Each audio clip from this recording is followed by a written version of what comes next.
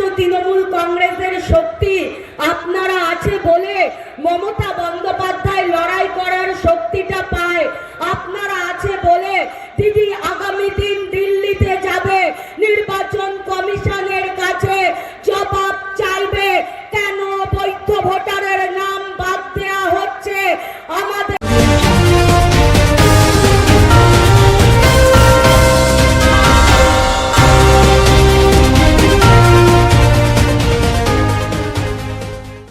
বাংলার ভোটাধিকার রক্ষার্থে এবং বিজেপির চক্রান্তের বিরুদ্ধে পূর্ব বর্ধমানের গলসি 1 ব্লকে রাকুনা ফুটবল ময়দানে অনুষ্ঠিত হল জনসভা। এদিন গলসির বিধায়ক নেপাল ঘুরুই এবং গলসি 1 নম্বর ব্লক তৃণমূল কংগ্রেসের সভাপতি জনার্দন চ্যাটার্জি দলীয় পতাকা উত্তোলন ও শহীদ বেদিতে মাল্যদান করে এই জনসভার সূচনা করেন। জনসভা থেকে কেন্দ্রীয় সরকারের বিরুদ্ধে তীব্র সমালোচনায় সরব হন রাজ্যের তৃণমূল ছাত্র পরিষদের চেয়ারপারসন তথা মুখপাত্র জয়া দত্ত। তিনি তার বক্তব্যের এক পর্যায়ে প্রধানমন্ত্রী নরেন্দ্র মোদীকে পাকিস্তানি বলে কটাক্ষ করেন। এছাড়াও জয়া দত্ত এদিন বলেন, বাংলা ভাষায় কথা বললেই যদি কাউকে বাংলাদেশি বলা হয় তাহলে হিন্দি ভাষায় কথা বললে তাকেও পাকিস্তানি বলা উচিত। তবে নিজের বক্তব্যের ব্যাখ্যা দিতে গিয়ে তিনি বলেন, হিন্দি ভাষার উৎস উর্দু ভাষা থেকে, আর উর্দুই পাকিস্তানের প্রধান ভাষা। যেভাবে বাংলাকে বঞ্চনা এবং বাংলার প্রতি একের পর এক আঘাত, বাংলার প্রাপ্য টাকা থেকে শুরু করে বাংলার মানুষের ন্যায্য অধিকার, আবাস যোজনার টাকা, আজকে 100 দিনের কাজের টাকা বলুন বা বাংলার মানুষের করের টাকা, সেটা হকের টাকা, সেগুলো নরেন্দ্র মোদী আটকে রাখছে। বাংলার প্রতি এত বিদ্বেষ কেন?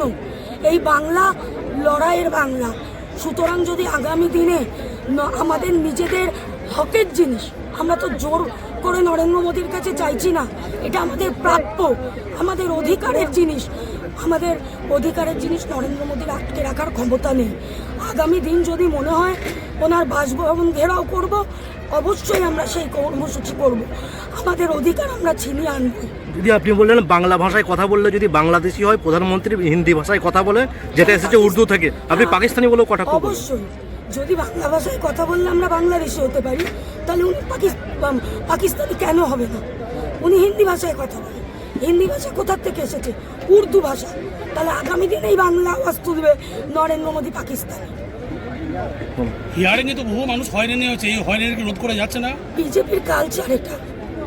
অন্য রাজ্যে তো এসআর করেনি, করেছে বাকি যে রাজ্যগুলোতে, সেই রাজ্যের নিয়মাবলী এক, বাংলার ক্ষেত্রে নিয়মাবলী আলাদা। কেন এই বিচারিতা?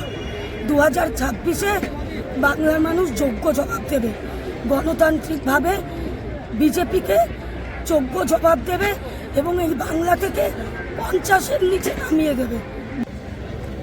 দেখুন, এশিয়ার নিয়ে যেটা হচ্ছে হয়রানি, এটা আমরা অস্বীকার করবো না। আমরা অলরেডি প্রতিদিন হিয়ারিংগুলো আমরা অ্যাটেন্ড করতে গিয়ে দেখছি, বিভিন্ন মানুষের ছোটো ছোটো ভুলের জন্য তাদেরকে ডাকা হচ্ছে।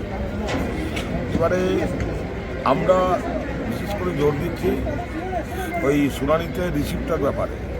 অনেক জায়গাতে রিসিপ্ট দিচ্ছিল না, সেই রিসিপ্টটা আমরা দেওয়া শুরু করি এবং আগামী দিনে আমরা আরও বেশি স্ট্রিক্টলি করছি, যাতে প্রত্যেকে যাদের হিয়ারিং হয়ে গেছে তাদেরও যাতে আমরা মানে আইডেন্টি দেখে তাদের নামগুলো আমরা নেব।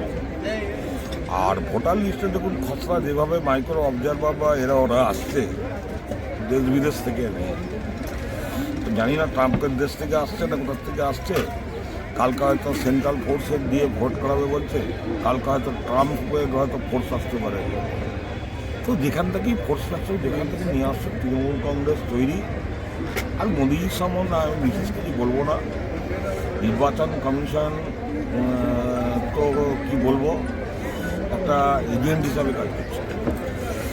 কারণ যে জ্ঞানেশ কুমার আছে, উনি জ্ঞান দিচ্ছেন সবাইকে, ওনার আদৌ এই দেশের নাগরিকত্ব আছে কি না সেটাও এখন দেখার প্রয়োজন আছে। কারণ ওনার মেয়ে, আমি যেটা শুনেছি, বোধ হয় কোন জায়গায় ডিএম মনে হয় সম্ভবত। যাই হোক, এইসবগুলো শুনছি। আর নরেন্দ্র মোদীর সম্বন্ধে আমি কিছুই বলবো না।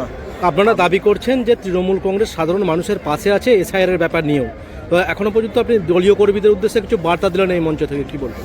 দলীয় কর্মীদের উদ্দেশ্যে বার্তা দিলাম যে পরপর কী করণীয়।